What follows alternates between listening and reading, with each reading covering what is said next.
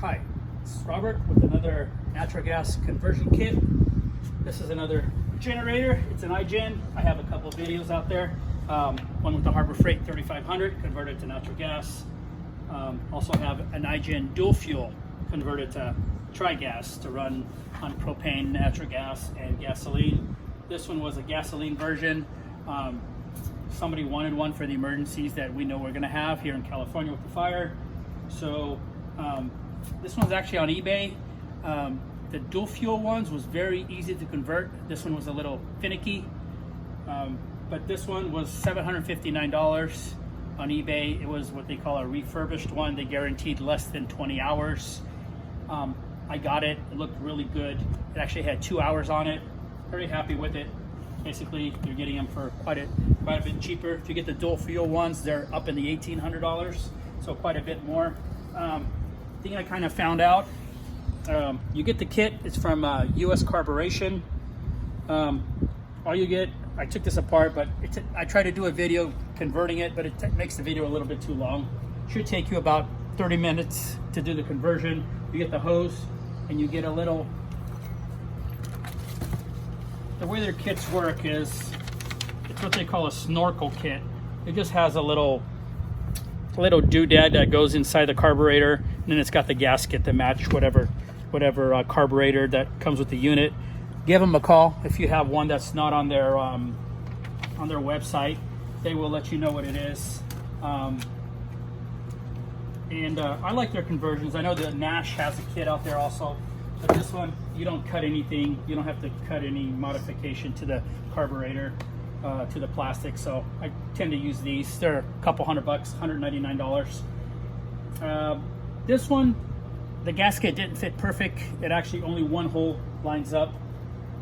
Didn't remove the factory gasket, left it on there because otherwise the gasket would leave some air holes. So just left it alone. Put it all together. Works good. On the kit, what you get is you get a regulator like this. You get the mixture control. This quick connector is actually part of this. On the other one, I use a 3/8 line. This one has a little more power, so I actually went for that. This is actually a 1/2-inch barbecue hose. Funny, on the instructions they say not to use it, only up to 5 horsepower only, but you know, I didn't want to mount this regulator on the side of the unit and run a 3/4 line up to it, so I did it anyways, and it seems to run fine. This one, it's 5 1/4 turns out from completely in with the 12-foot 1/2-inch gas line. Very picky. Had a hard time getting it adjusted. It was actually because I did at the 7.5 turns that they tell you. It was running way too rich. Finally kinked off the gas line and it fired up, and then slowly I kind of found out it was running way too much gas, too rich. Turned it in until it started running, and then now it runs fine. Made one hole here in the front.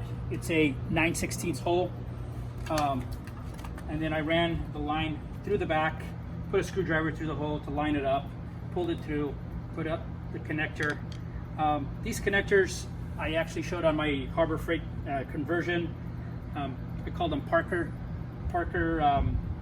quick connectors, but they're actually pressure washer, 3/8 pressure washer hoses. You can get them at Lowe's. I think they're a lot cheaper than the Parker one. What I did, since this is not for me, I made it super simple for the customer. Have a 3/4 quick connect here. Have the other part going to be at her meter. Has a valve built into it. These are about $50 a piece. And then I got this one here. Is actually comes with a hose. Connect it this way, and this one is the Parker pressure hose, pressure washer fittings. This is straight through. There's nothing inside, and this one hooks into here. Super simple to hook it in. All I do is come to the gas source, push in, it's done, locked in. Got This won't let you open the gas unless it's locked in. There's no way you can. kind of a safety feature. Hit the primer button for about 3 seconds or so. Get the air out of the gas. Get the air out of the gas line. On, fire it up.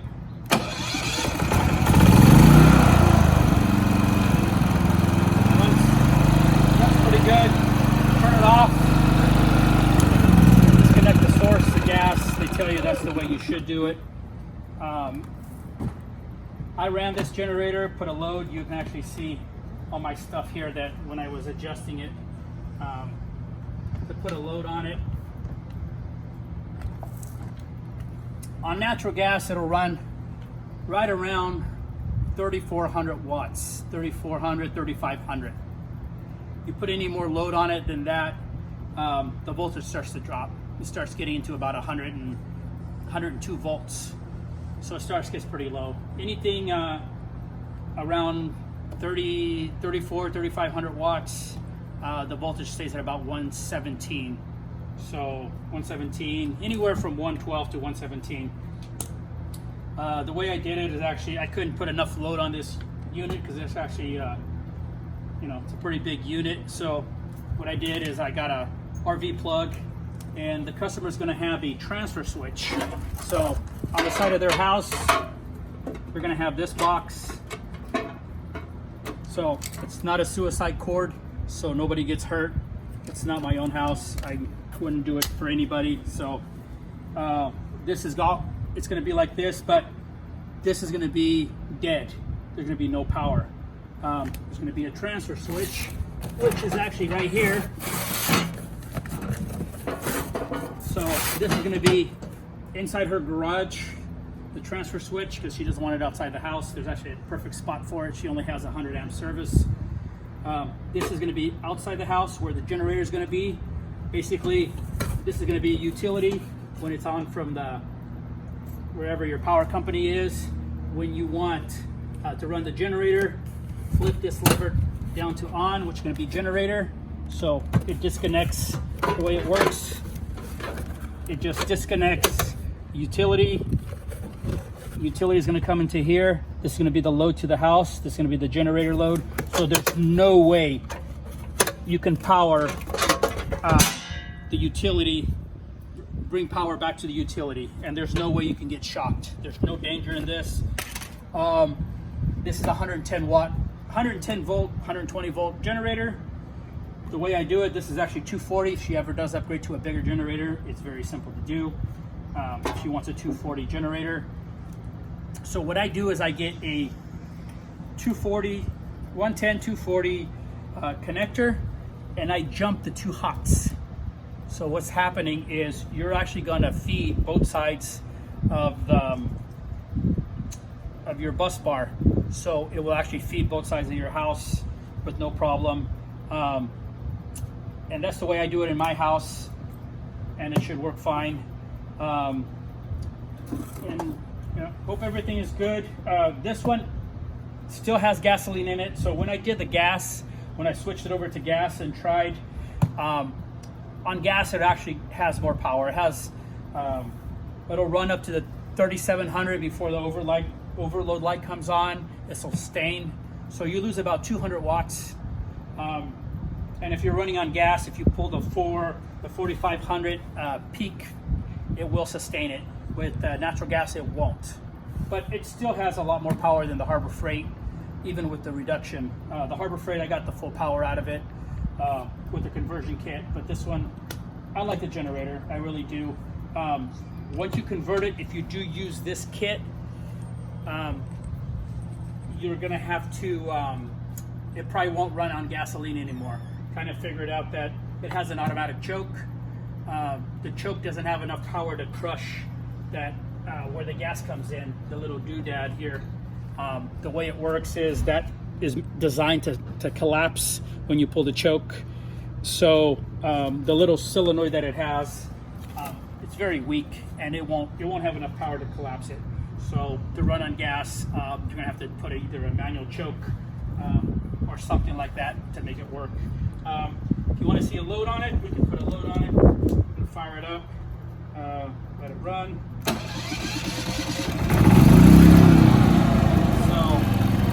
Plug it on. Plug it here. And put another hair dryer, bunch of hair dryers, and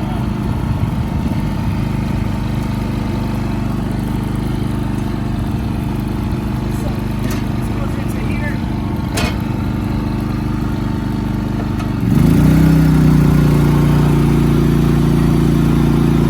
So right now, got 118 volts.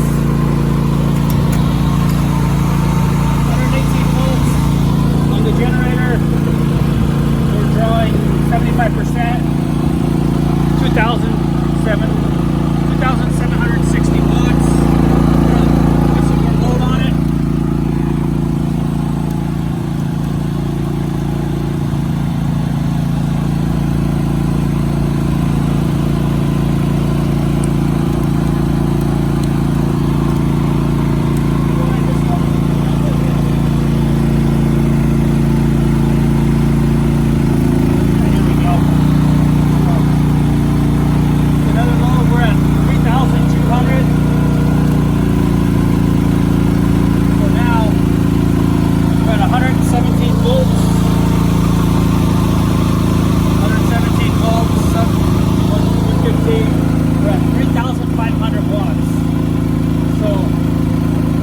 Almost at its max.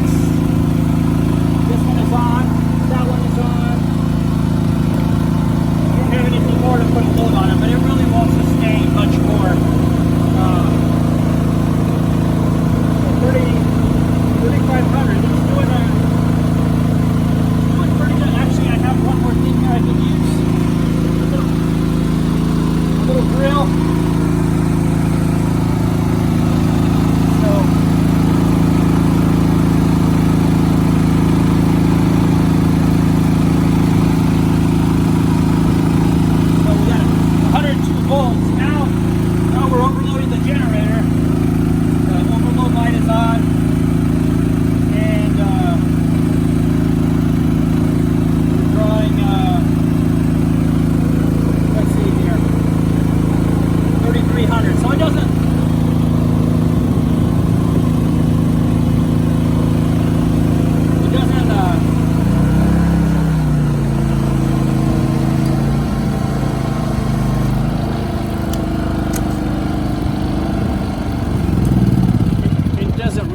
Anything more than 3,500 watts on natural gas.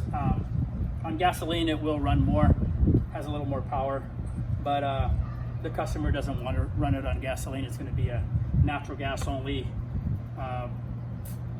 So if you do want to do gasoline and maybe propane, it'll do propane fine. Just have to get a different regulator. It should work fine. If you are going to do this hooked into your house, please use a transfer switch and use something like this, because this is the safe way to do it. The way to size your house to the generator, the best way to do it is, say you have 2 refrigerators, turn off the refrigerators, let them sit there for about an hour with nothing on it, and then what you do, turn the refrigerators back on, turn on your TV, whatever lights you think you're going to use, maybe your furnace, and then go to your meter, your electric meter. See how much power you're drawing. You want your generator to be a little bit bigger than that. Don't go turn on, everything in the house. Remember, it's going to be for an emergency. You're not going to run every appliance. Maybe turn on one appliance. Kind of be conservative. And that's the way you kind of size your generator. You don't need a 10,000 watt generator. You don't need a 20,000, unless you have AC and it's going to be in the summer where you want to run your AC, or if you have electric cooktop only, that's the only reason you would do that. Other than that, small generators for emergencies, they work perfect. Hope this was helpful. I might do a video when this is all installed in the house to show you. Have to think about it. It's not going to be my house, so this one I just did it here at my house, so it's ready to go, so I'm not doing a bunch of adjustments. Hope this video helps someone. I'll try to do a few more videos. Give me a thumbs up if you like the video.